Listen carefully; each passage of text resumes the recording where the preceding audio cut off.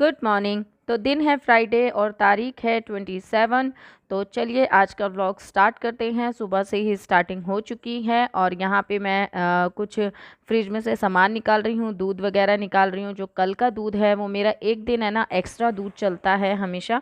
Mostly कभी कभी ख़त्म भी हो जाता है, बट मैं हमेशा बैलेंस में एक थैली मिनिमम ½ kg वाला जो था वो दूध रखती ही हूँ, क्योंकि ऐसा होता है ना कभी चाय पीने का मन हुआ और दूध थोड़ा सा लेट आया तो मैं ये रखती ही हूँ। बट कई बार ऐसा हो जाता है, ऐसा रूटीन कुछ टाइम तक चलने लग जाता है कि मेरा जैसे आज का दूध कल यूज़ होगा, कल का दूध परसों यूज़ होगा। तो ये वाला जो दूध है ये कल का है और आज का दूध अभी तक आया नहीं है, क्योंकि 7 या 8 बजे के बाद ही मेरा दूध आता है।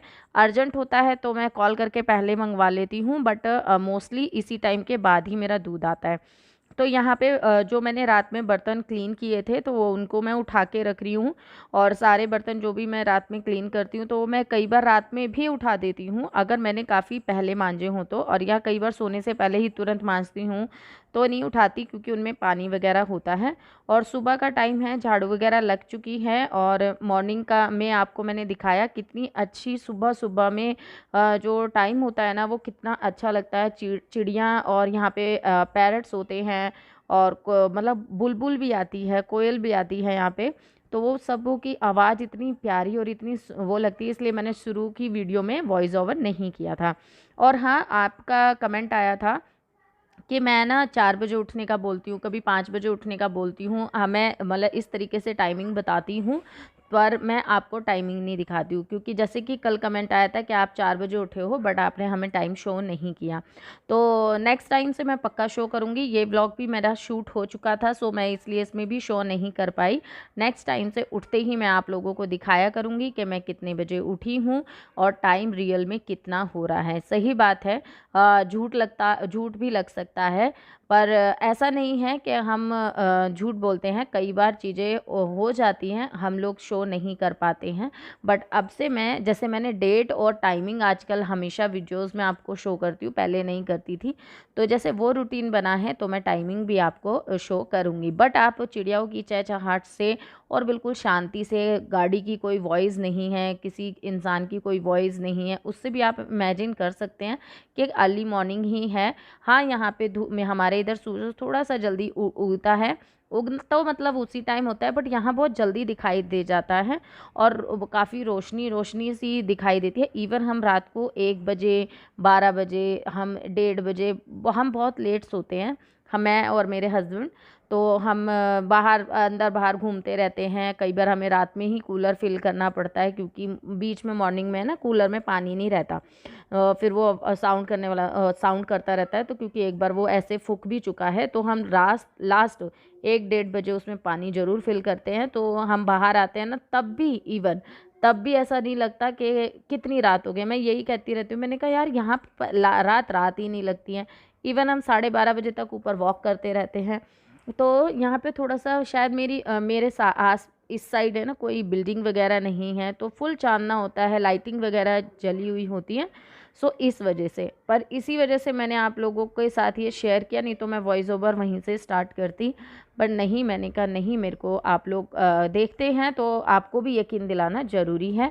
यहाँ पे मेरे सुबह के जो बेसिक रूटीन होने के बाद मैं अपना काम में लग गई थी। दूध वगैरह, चाय वगैरह चढ़ाने के बाद मैंने, आज मुझे मशीन लगानी थी, क्योंकि जैसे कि आपको पता है मैंने एक दिन बोला था कि मेरे आधे कपड़े धुले हैं और आधे कपड़े नहीं। तो फिर बीच में वो थर्सडे पड़ गया था, उस टाइम पे हम कपड़े नहीं धोते हैं। सो फिर फ्राइडे को मेरे को धोना पड़ा। तो मैंने सुबह ही मशीन लगा दी थी। मैंने कहा नहीं, बेडशीट वगैरह हैं, सूख जाएंगी जल्दी से, क्योंकि जगह नहीं होती ना मेरे पास सुखाने की।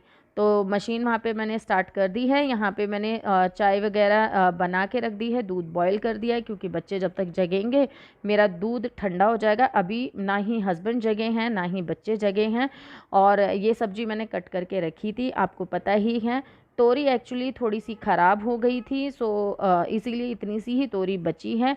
तो ये तोरी ऐसा हो रहा था कि ना तो मैं सूखी बना पा रही थी और ना ही मैं वेट कर सकती थी कि मैं और तोरी ख़रीद के लेके आऊँ और मिक्स करके बनाऊँ।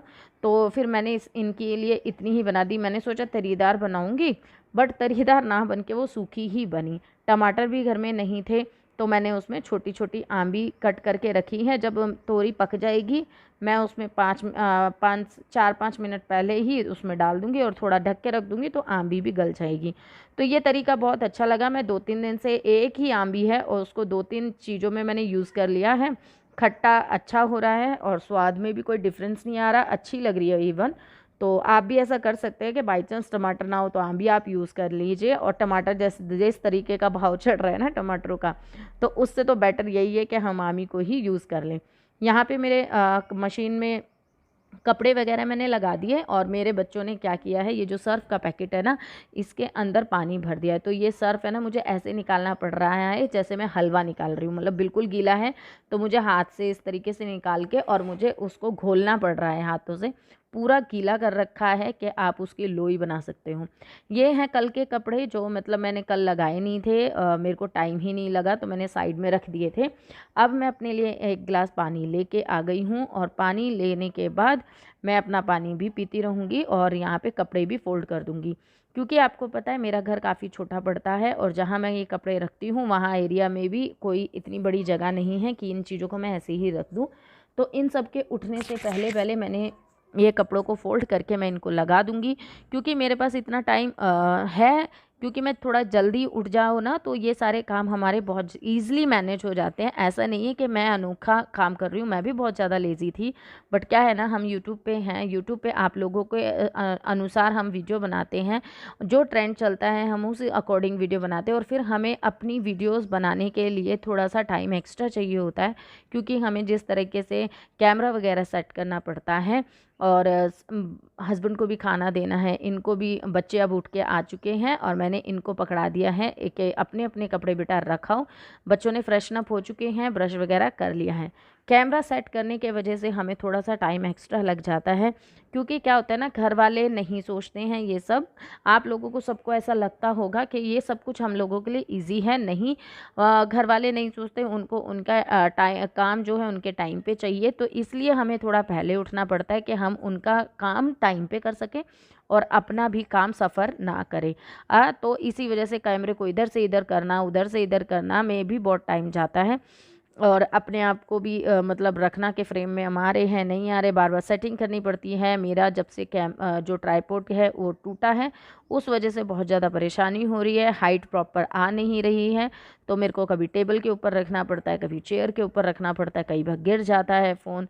मेरे फ़ोन में पता है कितने स्क्रैचेस आ रखे हैं, बस इस उम्मीद में कि मैं कुछ कर जाऊँ, मैं कुछ अचीव कर जाऊँ, मैं अपना नाम कर जाऊँ, बस इस उम्मीद में मैं इधर लगी हुई हूँ।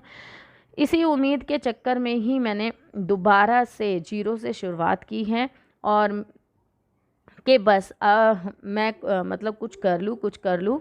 बट देखते हैं भगवान कहाँ तक मेरी परीक्षा लेते हैं, कहाँ तक मुझे मतलब डीमोटिवेट करते हैं। मैं रोज़ डीमोटिवेट होती हूँ, रोज़ अपने आप को मोटिवेट करती हूँ और फिर ब्लॉग स्टार्ट करती हूँ।